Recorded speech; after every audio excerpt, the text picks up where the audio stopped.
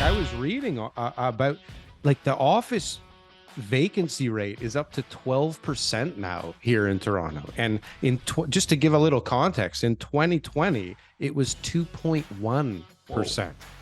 Okay, like that's a giant drop. And then on top of it, that's not including sublet. Okay, sublet space is up 67%, making the total available office space in Toronto 17.5%. The other dialogue is the highest property values in Vancouver also have some of the lowest income levels. Yeah. I mean, What? that's just, yeah, there's some stats out there of like, obviously people just, sitting there doing nothing. Is it because they brought money from overseas, which is totally acceptable? You made money elsewhere, you moved here, again, totally within your rights. Or is it that they're making money, but it's not on the books? Which one's more common? Yeah. I mean, there's obviously all the money laundering that does happen here, the Vancouver model or whatever you want to call it, right? He said it. But yeah, I mean, I think it could be. Sorry, where were we going with the Vancouver model or what? Yeah. So do you think that there's a lot of money laundering? That's the question. Do you think that these people have income and that's what's paying for the houses, or the money came from overseas? Well, and so I mean, they bought it cash and now their 30 grand a year income is all they need to pay those property taxes. Yeah. If half of them don't even have mortgages, right? So then like how much washing do they need to do, right? Yeah. But they're just paying for property taxes. Mm-hmm. So.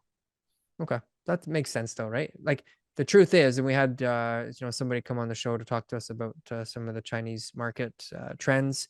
There's a lot less mortgages in China, and there's a lot of less the culture itself. There's a lot less willingness to borrow, so they are putting all their money and their entire life savings into their houses.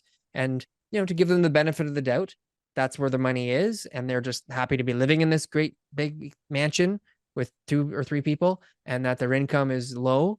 Right. But it's because they've just got regular jobs, not because it's low comparatively to the average person. It's just they have regular jobs. They're locals. We would think if you lived in a $4 or $5 million house, you'd have hundreds of thousands of dollars of income. And that's just not the case. Right. They're not realtors. Well, what else is out there other than realtors in Vancouver? What do people do in BC other than cut down trees? Like, I keep asking this question. I've never got a great answer. Like, I know you guys launder a lot of money for people. Yeah, I mean, what is our biggest economic output, right? Is what you're saying. I mean, I can't really answer that. I'm not. Is the lift on real estate, right? Yeah, probably, right? Like increasing HELOCs and renovating, right? So all the buildings behind Daryl and I, those all look like condos. Yeah. No, those are all. That's downtown Vancouver right there. Yeah. So none of them are office towers. Yeah, very few. There's probably a couple tucked in there, but mostly condos. I mean, yeah, there's a business district ish. Is there a business district? It's not a ton of towers though. It's not like downtown New York. Who's in it? Like the banks? Is it just like a bunch of bank towers there? Yeah. And Bell and Rogers. Yeah, exactly. Right. TD, RBC. They got a couple towers down there, right? But so one of the things you guys have speaking about that though, like I was reading about like the office vacancy rate is up to 12% now here in Toronto. And just to give a little context, in 2020, it was 2.1%. Okay, like that's a giant drop. And then on top of it, that's not including sublet. Okay, sublet space is up 67%, making the total available office space in Toronto 17.5%. Okay, it's saying that new developers are converting office space into other things like life science buildings and stuff, if it's possible to even do so. But imagine all these guys who were coming in to make a bunch of office, because office was going off the charts. Now they got permits, or they're close, and they got a bunch of floors of office, and you got like record vacancies. This is not, I guess, something you really got to worry about in Vancouver, but this is going to be a fucking problem here soon. 17.5%. That shifts a market, doesn't it? Got it. freeze up a market completely? Why would you lease a place now if next month, like, there could be a much better deal? Like, But I mean, that's it.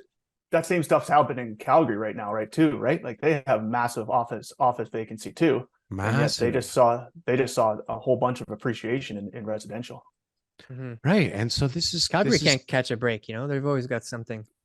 There's a Something's monkey hitting on them. their back, you know, just picking Yeah. away at something. How do you work from home in Calgary? It's like on the rigs and in the farms, and right, and in the fields. Like, how are you working from home? So how did the offices? How did I guess every office in Calgary seems to be people that can work from home? I guess industries where you can work from home, because that's crazy. I've seen it's like a ghost town downtown Calgary offices. Like, comment, and subscribe if you got anything from one of these clips. And if you want to see some more, press something on the screen here. Boom. That was good. That was good. I like that. That was good.